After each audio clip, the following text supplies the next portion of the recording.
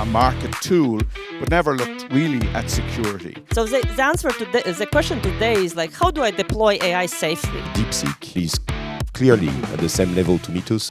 Good afternoon. This is the challenging session. This is the one before lunch, after a very good and a very busy morning, where we had some very interesting interventions already.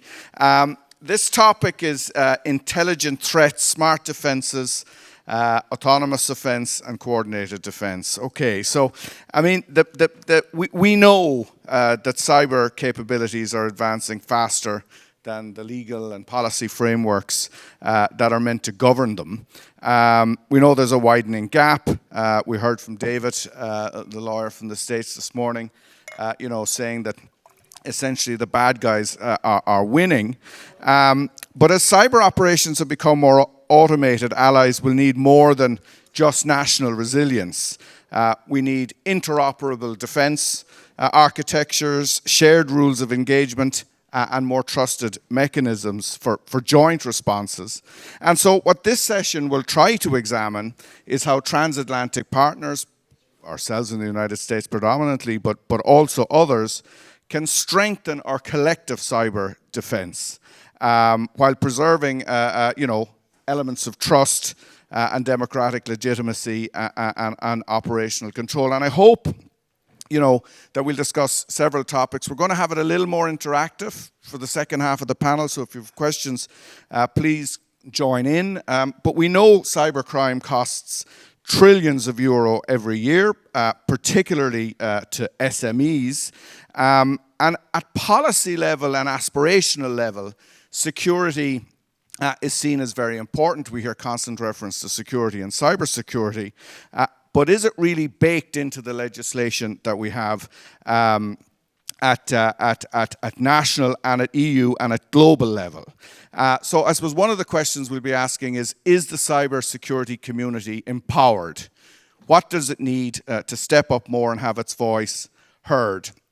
We heard some criticism of the Commission this morning in the second panel, following the first panel with Despina Spanu.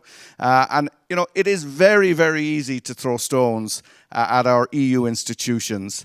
But our EU institutions are made up of the governments we elect, politicians that we elect. They're the ones that attended all the council formations. They're the ones that nominate our commissioners and pick their staff. So I think it's kind of lazy and easy to attack our institutions when in fact they are of us as Europeans. So to get to our wonderful panelists that we have this morning, we have Ieva Ilves, who's a true expert on digital policy, was key in shaping Latvia's very first national cybersecurity strategy, and also was involved in coordinating that strategy with NATO. And she's currently a cybersecurity and digital policy advisor to the government of Ukraine and its Ministry for Digital Transformation. So welcome, Ieva. Gregory Cardiet is a French national, but he's VP of Sales Engineering for Europe at CrowdStrike, who we all know, of course. One of the leading global cybersecurity firms, known, of course, for your cloud-native platform, CrowdStrike Falcon, which protects endpoints, and we might get to the protection of those and suggested from your own country, some changes that are suggested. And we have Ieva Krekovska, who's currently Director of the Cybersecurity Policy Department at the Ministry of Defense in Latvia. She spent 10 years before that managing operational and planning and policy coordination within that ministry. And very interesting, and we'll come to this also, she currently represents Latvia as a management board member of the European Union Agency for Cybersecurity, of course, ENISA. So these three panelists, I would say, are practical experts dealing on a day-to-day level with the policy and from a governmental perspective within Ukraine, of course, who unfortunately know more about these threats than anyone else. Just a little bit about myself. My name is Dara Murphy. I'm a partner and vice president of Rasmussen Global. We have Ukraine, the government of Ukraine, as pro bono clients. Anders, who set up the company, was a former Secretary General of NATO and Prime Minister of Denmark. I was formerly a minister in Ireland for GDPR and digital policy and was involved with the European People's Party, and I also do some consultancy advice. So after that very long introduction, and apologies, I might just jump to you first, furthest from me, Ieva. You can kick it off. I want to start with you. Based on the real experience that Ukraine has had during this terrible war, what have been the most important lessons about the real operational value and limits of automation and cyber defense related to incident response and resilience when under attack? Thank you, Dara, and thank you for introduction. And I think I've been speaking a lot in the last few years on behalf of Ukraine, but I always start with caveat and appeal to organizers. There should be Ukrainians on panel themselves speaking for their experience. And I encourage people, you knowing that you organize a lot of events yourself and you host a lot of events, please bring Ukrainians to your events. I know it's difficult. It is also costly, bear in mind, budget for that. But please bring Ukrainian voices to the table. And with that, I'll do my best to represent, because I think it's important to speak on behalf of their experience. And I actually, for that matter, I looked up some resources, and some of the partners I work who implement cybersecurity in Ukraine companies. And I'll quote one of them saying, "Adversaries do not care if you are compliant. Their targets are assigned, they know what they want, they search and exploit new vulnerabilities, they move quickly, delay is a risk." And I think that describes, and that's the company that protects energy sector deeply in the system in Ukraine. I think it describes what you speak about this year, last year, as Sebastian said, we had a discussion on AI agents last year. AI, of course, is in the room, but adversaries are not waiting for a delay on our side to discuss, to coordinate, to regulate. They are using that. And we can see that in Ukraine by the amount and speed. So basically, two characteristics that Ukraine reports and sees is obviously the scale, the speed, and the social engineering, which becomes smarter by AI. And that's another phenomena that we in Western side, including in my own government, we can keep information domain and cybersecurity domain separate. Ukraine sees those both threats clearly linked together, how Russian adversaries use information space to lure in people, how social engineering is becoming, because of AI, better. You know your target better, your persistence, you don't run out of patience to reach out and to get your potential sort of way into the system through human mistakes.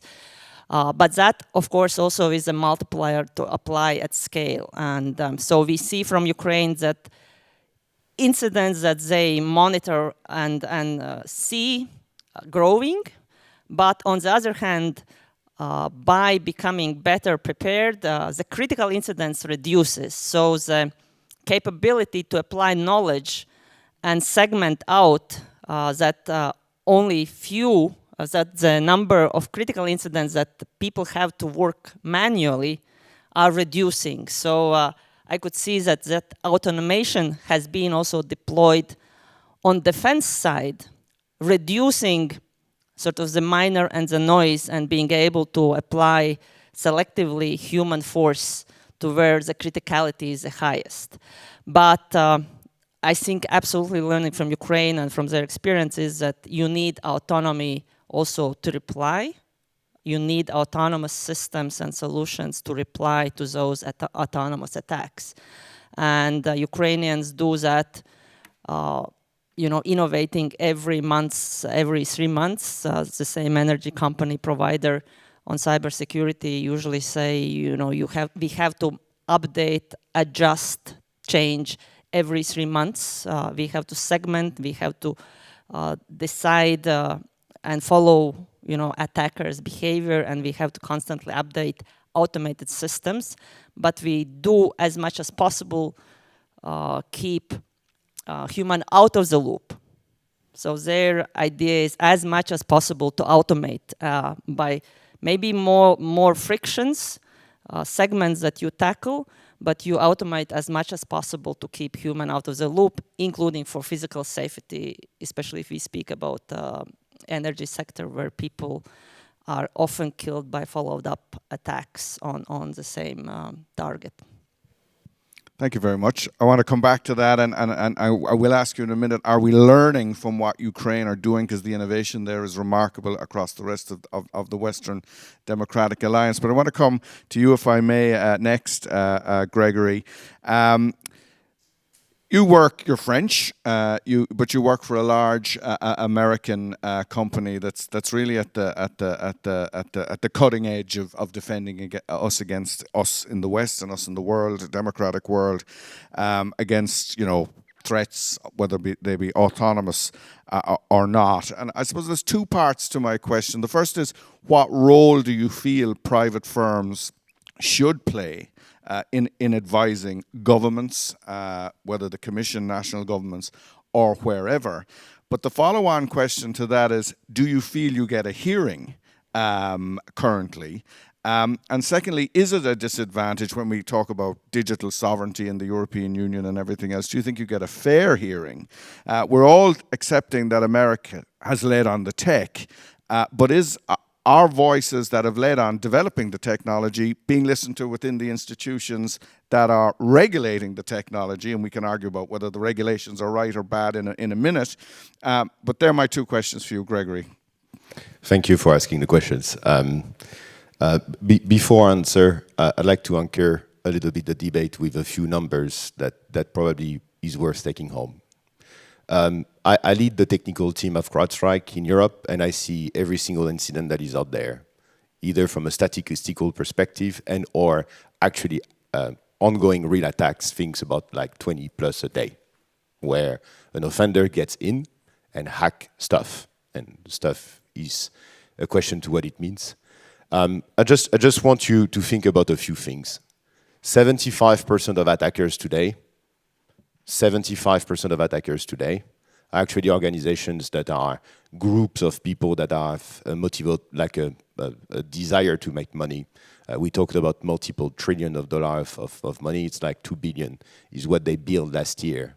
So that's one part of the equation. There is a part of activism which counts for roughly 1%, and the rest, 25%, is state-sponsored attack. Right? CrowdStrike as a company sees about 20% of all attacks worldwide, because of the coverage that we have as a company and the market that we see. So there is a lot of lessons learned that we have because of this learning and because of the scope of what we see today. Whenever you see 500 million assets being hacked on a regular basis, you get a good sense of what the attackers' techniques are, and you're better at protecting the world. Right? So that's kind of something to think about. You mentioned something, and I felt you were almost quoting me in your entry sentence, which is like, hackers are going fast. Just to give you a number, the fastest attack from a hacker getting in an organization, hacking the first machine, moving to another one, is 27 seconds. So it's a problem like a human cannot solve. So there are pieces of technology that help for sure, but also there is a lot of process, people, training that is required. And I feel sometimes that the regulation is thinking more about how do I normalize and structure things instead of really protecting people. And sometimes they focus on the wrong things.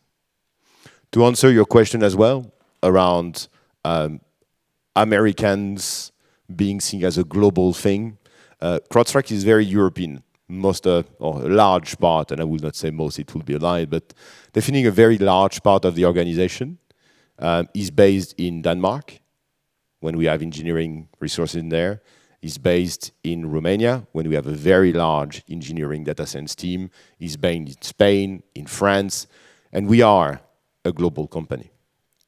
There is a very different thing about being an American company and people that want, honestly, just to make money and probably have a greater objective, which is save the world. I mean, every morning I wake up and my desire is just to make sure that we are in a better place, and having government making decision on what probably is good for their citizens. And I will leave you with as an intro. Okay, we'll come back to the question about if you get around the table, but I will bring in Ieva Krekovska now, the other Ieva, just to make it difficult for me. But there's no question, but Latvia is really at the cutting edge of and on the frontier of protecting yourselves and Europe against threats from Russia. And your own professional career now has you engaged, at NATO level and at a NISA level. Can you just frame for all of us here this morning, I mean, how urgent is the need to prepare for autonomous or semi-autonomous attacks as part of, the broader hybrid threats that we face? I mean, as someone who's directly dealing day to day, can you give a sense of the urgency? Yes. Working? Yes. I want to go back to the previous panel when one of the panelists said that there's actually no time to get prepared anymore. We have to move. And the situation in Latvia and also in the whole region has been unchanged. And when I say unchanged, I mean that we face day-to-day hybrid campaigns, hybrid activities. Most recently, it's been drones. It's been very targeted information campaigns, but as well we see this increasing pace in the cyberspace. And what we saw back in 2022, 2023, it was more simple DDoS attacks, persistent group presence in our networks, but now we are talking about very sophisticated, complex attacks generated and enabled by the AI automated capabilities.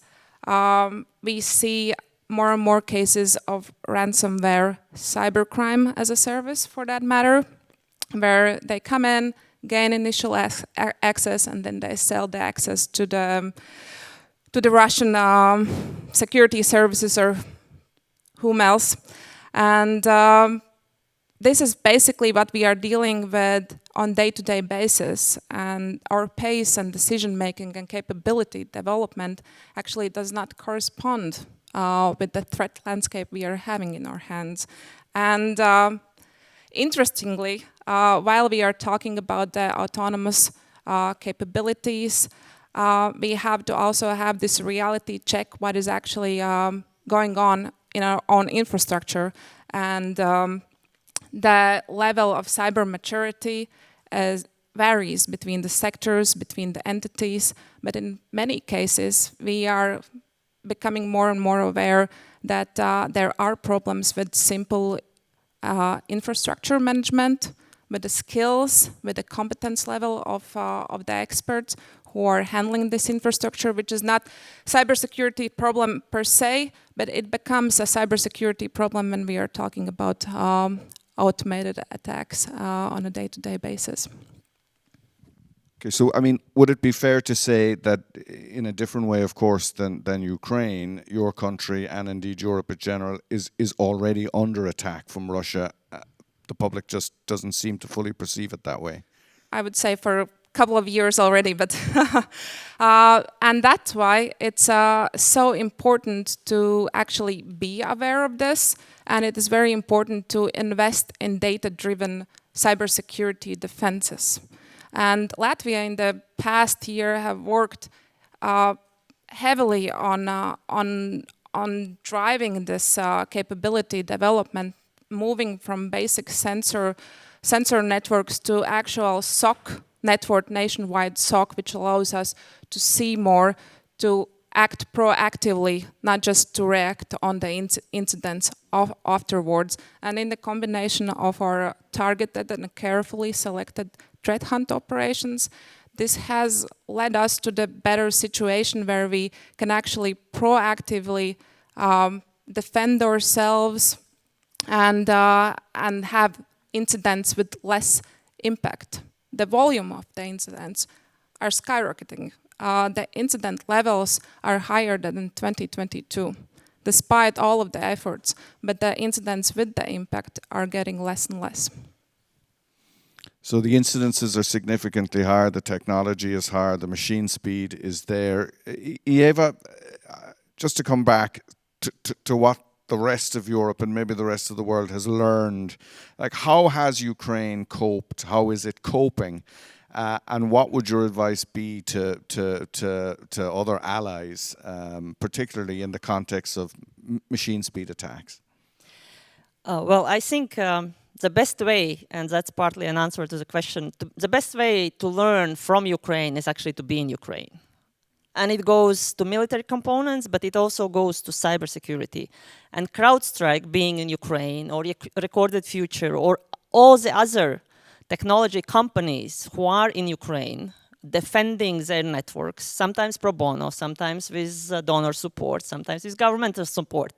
I think that's actually the only true way to learn cybersecurity, what really matters. I think that's, besides reading reports and lessons learned in discussions, the true skills you get when you are deployed there. And that's why, going back to sovereignty and European capabilities, I think the question is how many European companies are there in technology field learning and practicing to be able to deploy that in Europe. Because my concern as a Baltic state, which is also a frontline and neighbor to aggressive country named Russia, is that those two sides of the war are learning.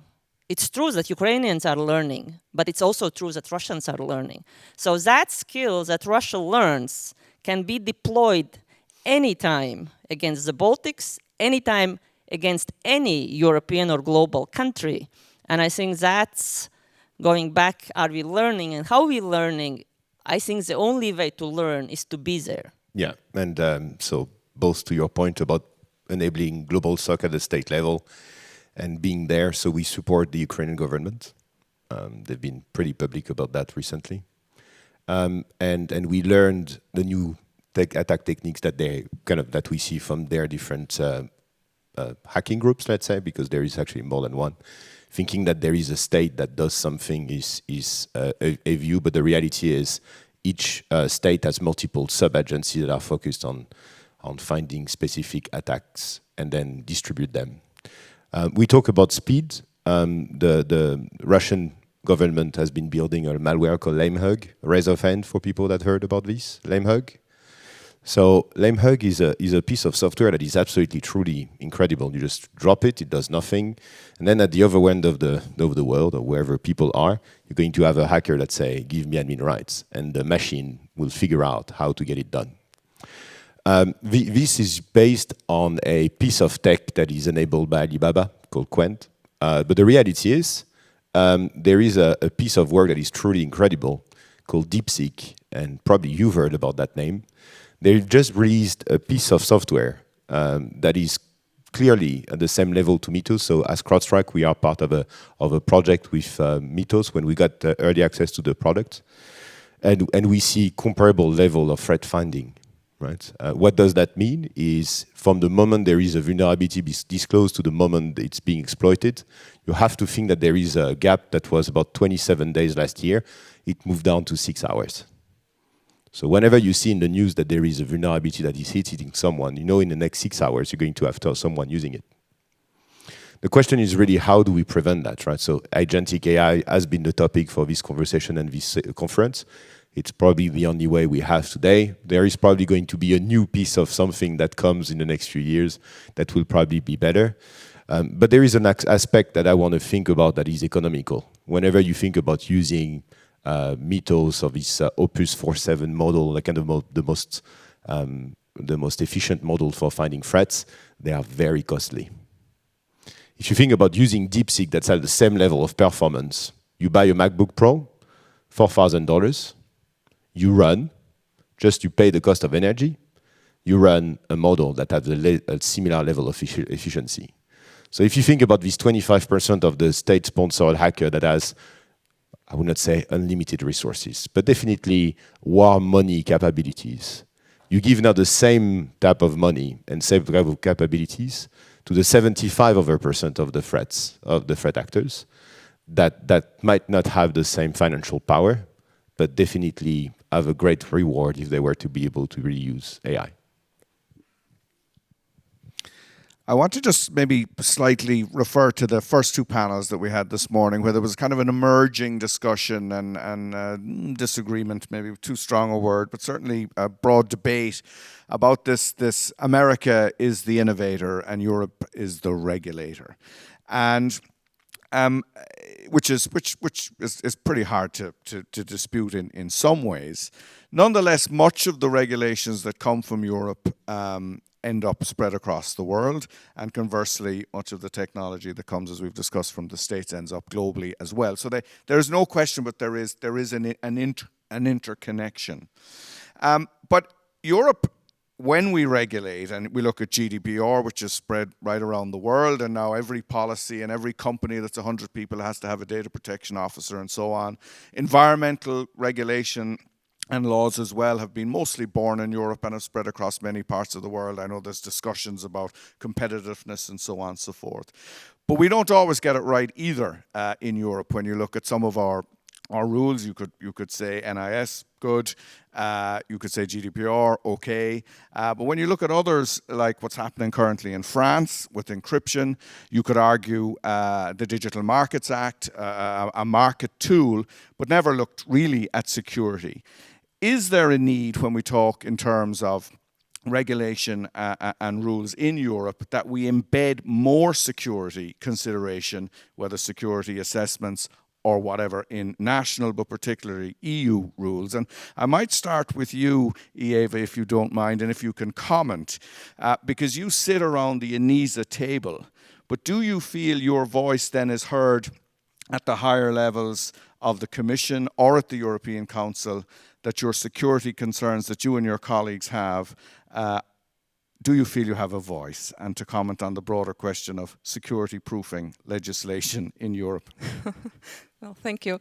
I will start with the broader question, and believe me, I have come to many disagreements with myself on this one as well. Yes, seeing how poorly some sectors are managing their cybersecurity, there should be some minimum standard to fulfill. And there are a lot of uncertainties we are facing, and in this sense, regulation helps us to coordinate better, to understand what is the threat we are facing, and 1 year into this NIS2 compliance business, only now we are seeing the first impressions from our entities and our dialogue with them, and we see that there are still a lot of gaps in terms of supply chain security, risk evaluation, business continuity planning, proper budgeting, leadership engagement. Those are like very fundamental baseline of things to have in order to start thinking about some cybersecurity practical applications. But at the same time, what we see is that compliance does not automatically lead to the more secure networks. I would say that both at the authority level in my department and also for the entities, this is like going and putting energy somewhere where there are no practical cyber solution results. And this is the flaw of this compliance and regulation cycle. And when we are coming to your second question, whether our voices are being heard, well, we received Cybersecurity Act review before we were actually being consulted, before we actually had dialogue with the Commission on the implementation of NIS2, where we see our gaps, where are the gaps in other member states, because in the different level consultations, even between the Baltic states, we see that somehow we have implemented the NIS2 directive differently, and there is lack of harmonization. But the review of Cybersecurity Act does not correspond with all of our needs and gaps we have identified. So all day long, the answer to that question for me is no. You do not get an adequate voice. And this is, and I'm about as pro European Union and institutions as it gets. But it is a problem that voices from the experts aren't being listened to, because once the policy machine kicks in, the other agendas come, and sometimes the bigger picture, in this case security, but it can be other issues, just somehow, amazingly, just gets forgotten. Same question to you, really, but from the perspective, not from a governmental or member state perspective, but from the technical knowledge, whether American or European, even though you might address if it's harder being American, but do you get a hearing? And should you get more of a hearing? So prior to joining CrowdStrike, I was part of a group of people that was doing technical review on NIS2 and the potential applicability of it. So in this committee, it was very apparent that the people that were actually supported the regulation had a certain gap of understanding of what the reality of an attack was, and they were probably a little bit blurred compared to what we could see, right? So. Definitely there is a problem associated to this. It's a very complex topic, or fairly complex topic, require a lot of understanding of the fine-grained technical details, and it's very difficult when you're elected to actually get to understand and know that. So that's one part. The second is, and it goes back to the statement I made earlier, there is a difference between us providing a piece of technology and services eventually, and people actually having to have a law. I think there is two different trends. There is what the governments are trying to do for protecting their own companies and having a sort of sovereignty compared to what they desire to do in terms of securing their organizations. What I'm facing on a daily basis today is I've got companies, states, organizations that fear that the big American governments are going to steal your data. Certainly when I wake up, that's not one of the things that I'm thinking about. But definitely it's a key concern. And I think we need to think about how we regulate that and bring better regulation and coordination between the US and Europe, because right now it's a bit of I would not name the president, but I would definitely do so. Mr. Trump has been causing a lot of mistrust between EU and in the US, at least on the digital world. I'm going to open it up to questions in a minute. I'll just let Ieva comment on those policy questions first. But if you do have any questions, I notice the people who pass around the microphones, they might be sitting on the edge, but you can raise your voice anyway. But please, if you have any questions to our three excellent panelists. But Ieva, have you anything on the? Yeah, I'll bridge in maybe a little bit of Ukraine's experience and Baltic and then regulation. And what I think.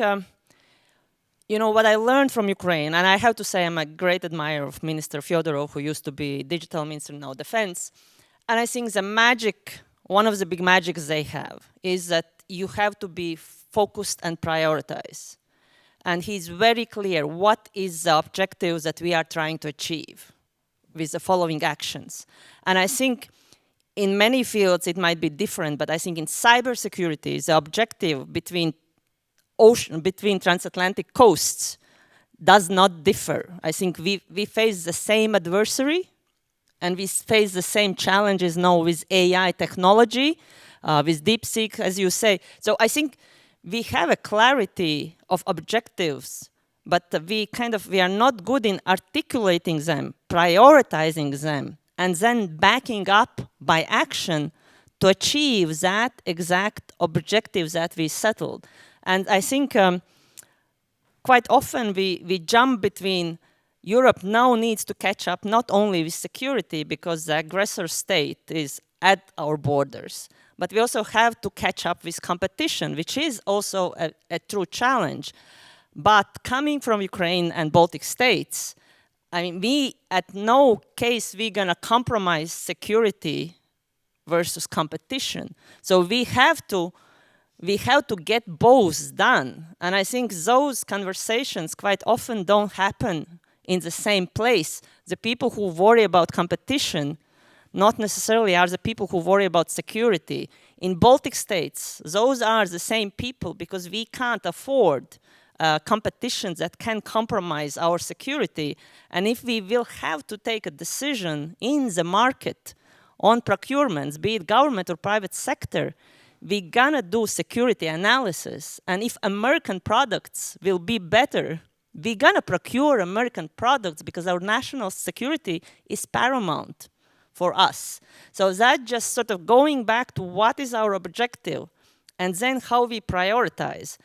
And for me, again, and I know that in the morning panels, everybody says we are not against regulations. I'm also not against regulations. But what I think we need to bridge regulations and understand what is our goal in security domain when we regulate all kind of other fields, but also the time. The most precious thing right now is time. And if we spend 95% of the brightest minds of our policy makers on regulation process, that means that we don't spend that time, we don't invest that time solving the problem, how to make it secure. And I find that regulation process discussion very time consuming with very little result versus investing that time in solving what it means to find that vulnerabilities are not going to be found so quickly within seconds. And I think David said in first panel, for some of those vulnerabilities, we don't even have patching.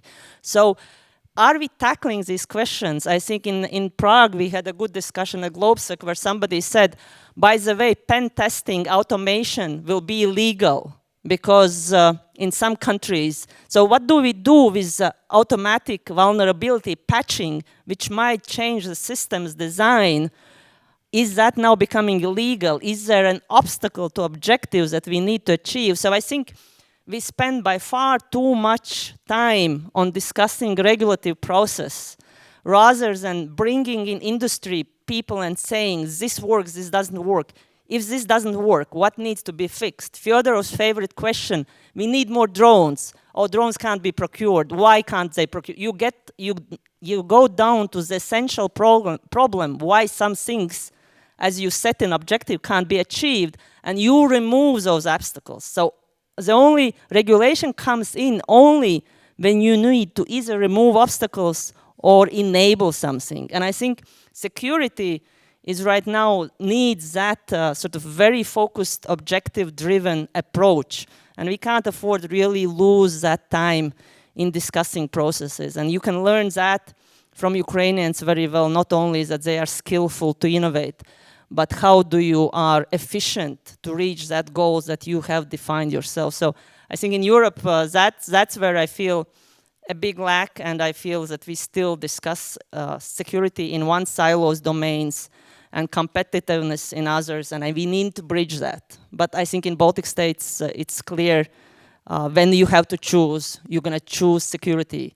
And I think we have all here common view of who are adversaries. So we, I think, should spend more time how to counter adversaries rather than how to figure out our inside processes. Ieva, yeah. Yeah, I just wanted to add that completely agree. And many times I feel that for the regulators and also for our critical infrastructure holders, entities who are important for us, regulation and compliance becomes this objective. And this shouldn't overwhelm the debate and the practical work on cybersecurity solutions. This shouldn't be this way. I deal day to day with the situations where 6 of my cybersecurity analysts are having dialogue with our entities, how to fill out correctly the self-assessment forms. It will not lead to more cybersecurity. Okay. We have at least one question here anyway, which is great. I nearly flipped off. I'll give you this microphone. Just introduce yourself, please. Hello, my name is Liga. I'm both Latvian and from CrowdStrike, so this panel is, of course, my favorite. But I just wanted to raise a question that's been in my mind. Recently, CrowdStrike supported Latvia in the Lock Shields NATO exercise. So, and demonstrating that this cooperation caused this team to be the first in the competition, together with Singapore. The feedback that we've gotten in the private sector is that our tools are very much respected, very desirable, but unfortunately, militaries cannot move at the speed of state-of-the-art for cybersecurity. How can we take the experience either of Ukraine, where adoption of state-of-the-art has been the necessity and without question, and bring it more to the ability for the, not just public sector, but also the military sector to be able to adopt state-of-the-art tools in cybersecurity? I presume this is targeted to me. But I completely agree with your reading about militaries sort of like holding a little bit back from the civil sector capability development. And I think the one thing we are lacking at the military side is the infrastructure and the cloud capability as an enabler for our operations. And of course, there is a significant skills gap as well. And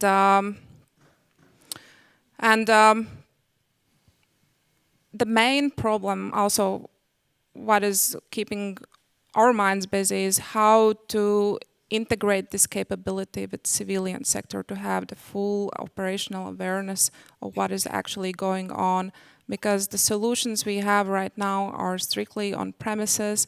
They are not being integrated with the civilian infrastructure, and we need to somehow get ahead of ourselves and figure this out, because we don't have that much time to prepare, and we really need to be moving. Thank you very much. Any other questions? Do you want to? I'm coming, Guillaume. Okay, come on, Sebastian, do a bit of work for a change.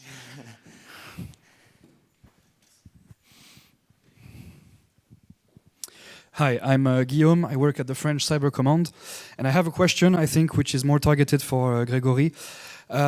So in the autumn of last year, Jan Easterly, the former head of CISA, she wrote an article about the end of cybersecurity as we know it, in which she was saying that basically, due to AI, it was becoming so much easier and faster to find vulnerabilities that the current cycle of find then patch was kind of broken, and it couldn't continue like this. And so what was needed was cybersecurity by design.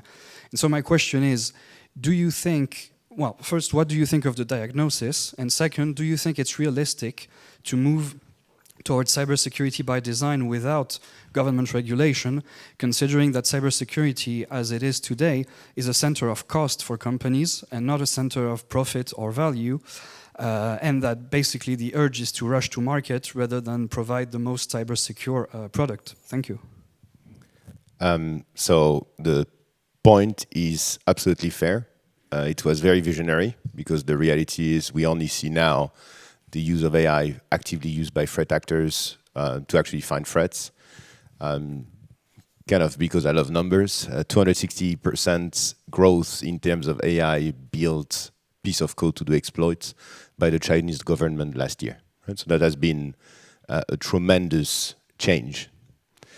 Thinking about security by design is very difficult. If you think about these 260% of new novel CVs found, most of them are firewalls. So you put firewalls in place and they get hacked. So it's not as simple as it is. There is actually, if you think about like groups of CISOs around the world, these people are coming up with some pretty interesting ways to do network segmentations and different structuring of their companies. The question really is, if you think about the economical landscape and the size of companies out there, whenever you are top 40 fortune of no matter what is the country you can think about, it's a lot easier to really think about cybersecurity compared to a mid-sized organization where your budget cannot be the same, neither will the expertise, neither of the people that are going to install for you whatever is the technical stack that you might think about. So my ideal state is in every school of every European organization starting age of 8, 10, people start having a proper understanding of what cybersecurity is. If you are to think about one country that has been extremely successful at doing that, I would definitely name Israel. I cover also this country. They've been educating people from very early age at understanding what cybersecurity is. They've been then going through the militaries and so on, that's probably another pendant of it, but thinking about early education of this risk and whatever it is one. The second is whenever you think about the use of AI and deception in general, it's always been there, right? We had, during the election, a video of Zelensky driving the car of Hitler, going down and saying that he's going to win the war. And it favored having a balance of votes in certain states. We have to also educate people more about this, which is also a threat for us. There are some very clearly documented articles as well from different spies that actually just after they left their country witnessed and shared that they've been planning for 20 years and more to have people being brainstormed and use of AI and misinformation and so on to do certain of these nefarious activities. So we really have to think about that. But long story short, or just to summarize, yes, it was visionary. Yes, it's a problem. And it's now, it's not tomorrow. If I can just add from Ukraine's experience, what they do is that they actually design for failure and recovery. So I think, and that's maybe a little bit of looking for new mindset in cybersecurity, that it's not if you're going to be hacked or if somebody is in your system, but it's actually to be designed to fail and recover quickly. So they put extra effort of redundancy, of different other technological solutions with assumption that you can fail and you can recover. And basically, even if a missile struck data center, as Ukrainians say, and I use them a lot in the reports, that it's just a bad design if data is not available. It's not, missile struck data center is not an excuse. It's just a bad design that you have not designed recovery. So I think that changes the mindset also with all the AI skills, and we need to approach different. But when we talk about mindset, and you've all addressed this, and I mean, you mentioned Ukraine, Latvia on the front line, Israel, of course, people who with good reason constantly feel they are under threat. Yet somehow we have failed in the rest of Europe, if you wish, and maybe in many parts of the Western world, to build a kind of an awareness, but also a trust. What more can we do, and should it be individual member states, should it be the European Union, should it be the OECD, G7, those two elements, what more can we do to build trust and build awareness? People are convinced on maybe issues around environment or privacy, certainly here in Europe, but why not? Why do we not perceive the threats from cybersecurity, and what more can we do? And this can also be your wrap-up, because I will be introducing the Minister for his keynote at 1:00, and any final questions?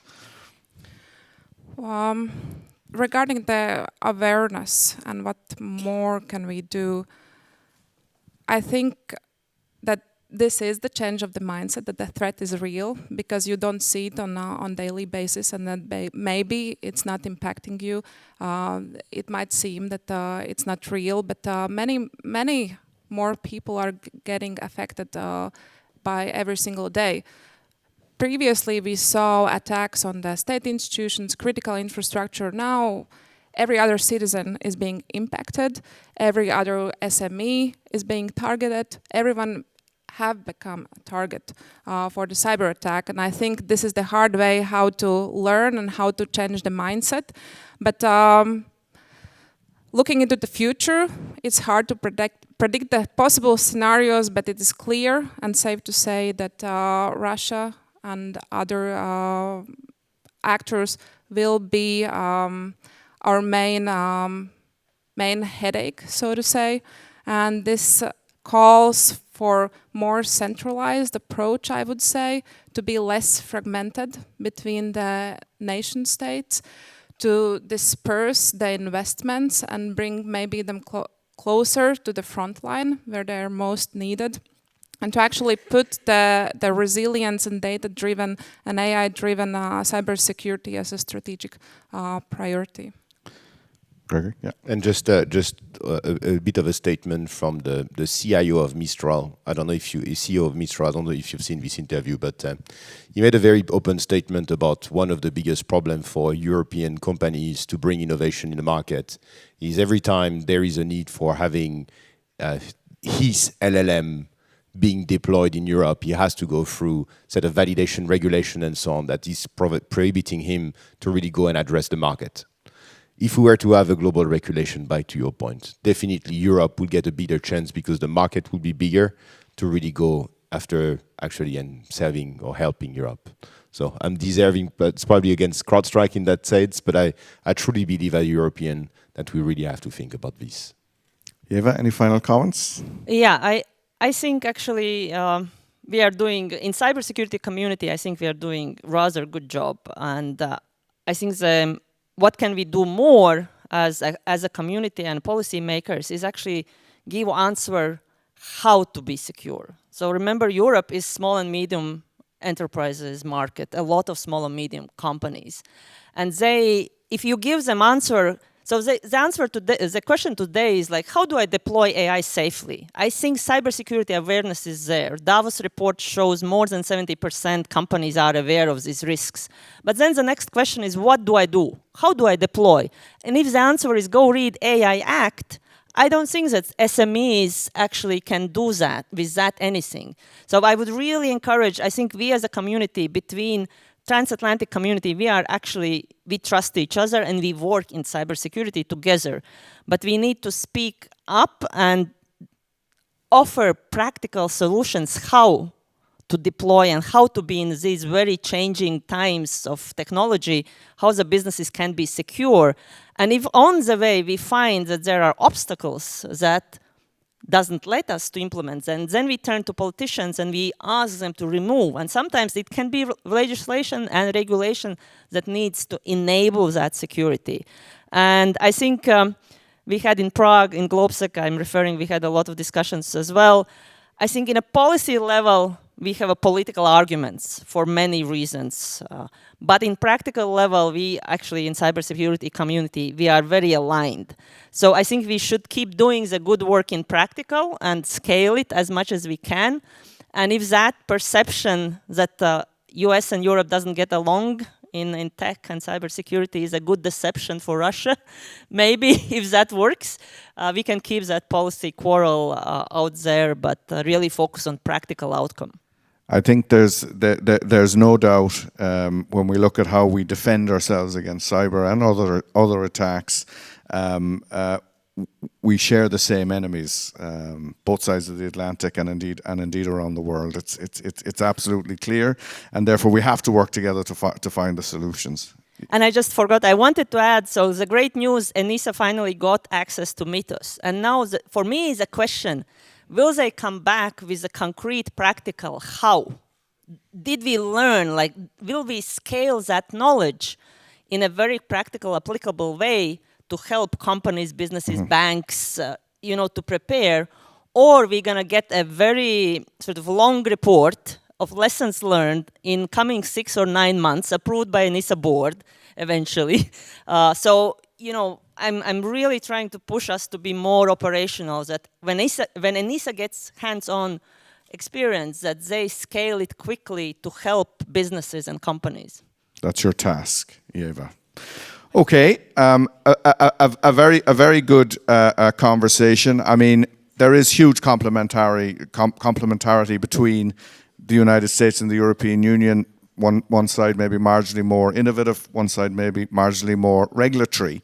But it's important to remember that the individuals, the engineers, the people, the brain power is spread quite evenly. I was quite amazed recently to see a statistic that there are more Americans working in the United States for European Union companies than there are Europeans working for American companies here in Europe. So we are disproportionately more plugged in the United States than the United States is here in Europe, and that might be extremely counterintuitive. But Eurostat figures, you're a good example of that yourself.